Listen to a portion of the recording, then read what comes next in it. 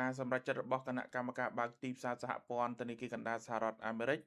នៅក្នុងការរក្សាអត្រាមូលនិធិសហព័ន្ធឲ្យនៅថេរនៅក្នុងចន្លោះ 3.50% ទៅ 3.75% គឺជាការឯកភាពគ្នាជាឯកច្ឆន្ទដោយការបោះឆ្នោត12-0 ហើយមិនមាននរណាម្នាក់ភ្ញាក់ផ្អើលនោះទេការភ្ញាក់ផ្អើលបានកើតចេញពីអ្វីដែលនៅជុំវិញវាសេចក្តីសង្ខេបនៃការព្យាករណ៍សេដ្ឋកិច្ចបានផ្លាស់ប្ដូរយ៉ាងខ្លាំងទៅរកទិសដៅរឹតបន្តឹងដោយការព្យាករណ៍អត្រាការប្រាក់មធ្យមនៅចុងឆ្នាំបានកើនឡើងដល់ 3.8% កើនឡើងពី 3.4% នៅក្នុងខែមីនាមន្ត្រីចំនួន17រូបនៅក្នុងចំណោម18រូបបានវាយតម្លៃថាហានិភ័យនៃអតិផរណាមាននិន្នាការកើនឡើង